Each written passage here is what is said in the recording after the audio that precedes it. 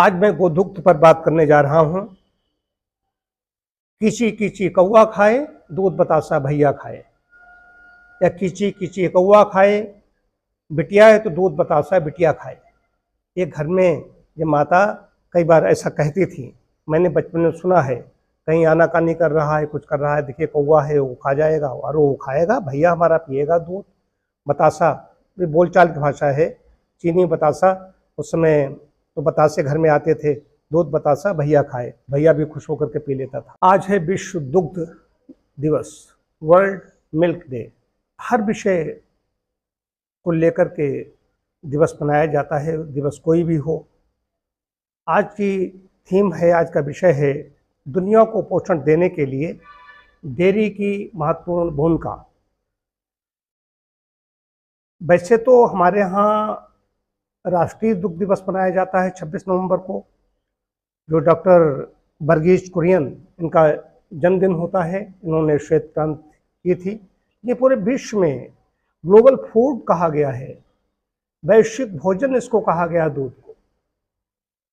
जब हमारा जन्म होता है, कोई भी बच्चा जन्मता है, वो माता का स्तन पी करके बड़ा होता है, स्तनपान करता है, वहाँ से प्रारंभ हो जाता है।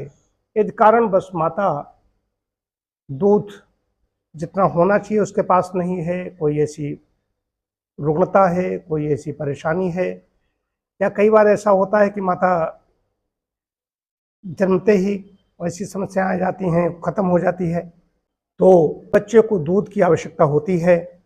दूध गाय का हो, बकरी का हो, भैंस का हो, आदि आदि और भी कई पशुओं का दूध पिया जाता है। लेकिन दूध की जब बात आती है तो गाय को तो माता इसीलिए कहा जाता है, पशुओं न गावाह, अर्थात गाय पशु नहीं है, गावो विश्वस्य मातरः, गाय को विश्व की माता कहा गया है। माँ असमर्थ है, या माँ ने 6 महीने साल भर पिलाया, जीवन भर नहीं पिला सकती, गाय उसकी संतत बराबर दूध पिलाती रहती है। दूध में पोषण की दृष्टि से अगर देखा जाए तो सारे तत्व उसमें मौजूद हैं। अगर नहीं है तो आयरन नहीं है, और विटामिन सी, 2 चीज़ें अगर हम छोड़ दें, सब कुछ उसमें उपलब्ध है। दूध में सारे तत्व मिलते हैं। मेरे गुरुजी डॉक्टर विठलदास मोदी ने दुग्ध कल्प में लिखा कि जब भी कोई नया तत्व ढूंढा जाता है, विटामिन ढूंढा जाता है, जो शरीर के लिए कोई पोषक तत्व जो आवश्यक होता है, गाय के दूध में पहले से ही विद्यमान होता है। इसमें जो पोषण की दृष्टि से भी देखा जाए, चाहे हड्डियों की बात हो, चाहे हमारे बालों की बात हो, स्किन की बात हो, त्वचा का चमकना हो, हर तरह से दूध से बने पदार्थ लाभकारी तो ही हैं। इसके अलावा अगर मैं देखें कि दूध की प्रारंभ कहाँ से हुआ होगा, हजारों वर्ष पहले, आदिकाल से ही, बच्चा जन्मते ही शैशव काल की बात बताई। उसके बाद में जैसे हम हवन करते हैं, यज्ञ करते हैं, पूजन करते हैं, दूध के हमारी सनातन धर्म में रुद्राभिषेक किया जाता है, हवन करते हैं तो उसमें घी की आवश्यकता होती है। घी में भी गोघृत की बात कही जाती है। दूध तो भैंस का भी दूध है, बकरी का भी दूध है, लेकिन जब एच ने युधिष्ठिर से प्रश्न पूछे थे, अमृतम किम, युधिष्ठिर का उत्तर था गवाम पया, गाय के दूध में अमृत है, गाय का दूध अमृत तुल्य है। मैं भी जो दूध सेवन करता हूँ, तो इसमें जो वीगन हो चुके हैं उनको मैं बता दूं, वो कहते हैं कि नहीं, वीगन पशुजनित कोई चीज़ हम नहीं लेते। मैं गाय के दूध का सेवन करता हूँ, लेकिन स्वस्थ गाय होनी चाहिए, स्वस्थ स्थान पर उसका रहना खाना सारा सब कैसा होना चाहिए, स्वस्थ व्यक्तियों द्वारा दूध निकला हुआ होना चाहिए, ये सब ध्यान रखता हूँ। गाय को अच्छी गाजर है, सेब है, या पालक, जो भी सीजन में चीज़ें मिलती हैं वो खिलाई जाएं, मैं उसका दूध सेवन करता हूँ। क्योंकि मैं 11 वर्षों से दोपहर के बाद में फलाहारी करता हूँ, तो मुझे फलों में भी कई बार ऐसा होता है, सीजन कुछ ऐसे फल नहीं होते, तो वहाँ पर दूध अगर लूँगा तो ऐसी गाय कर लेता हूँ। उसमें मखाने आदि डाल करके जो भी चीज़ बनाई जाती है, खीर जैसी बन जाती है, मखाना, रामदाना, काजू, नट्स वगैरह सब डाल दिए जाते हैं।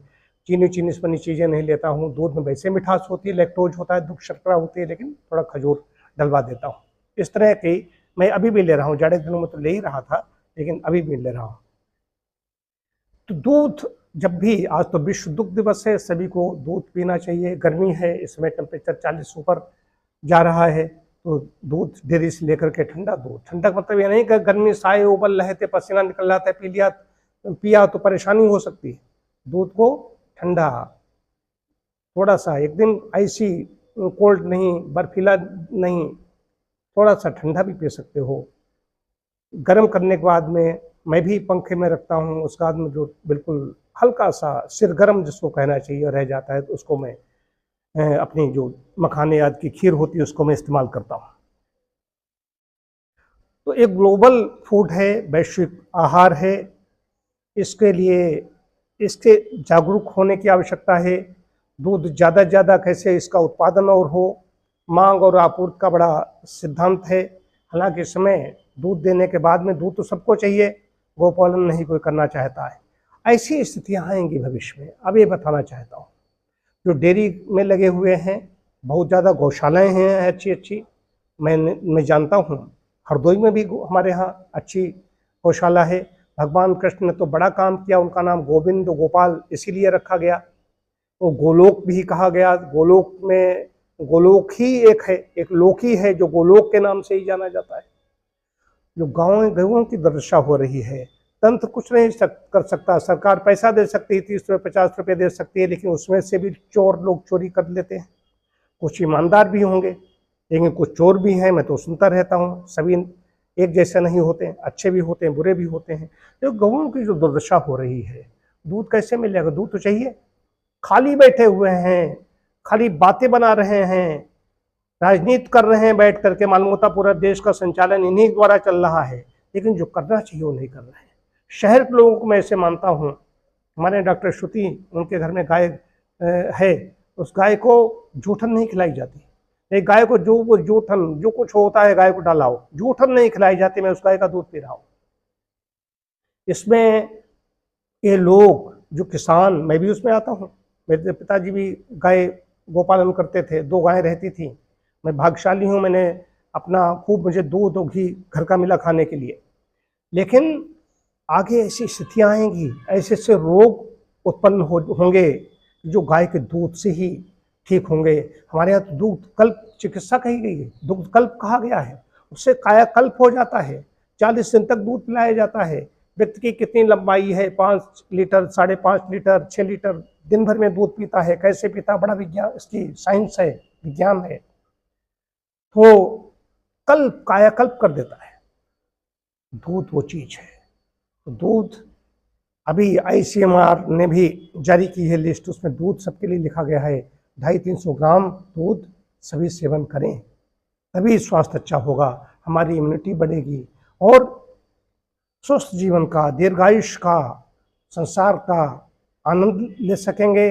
और चारों पुरुषार्थों की, धर्म अर्थ काम और मोक्ष, ये हम स्वस्थ शरीर से ही प्राप्त कर सकेंगे।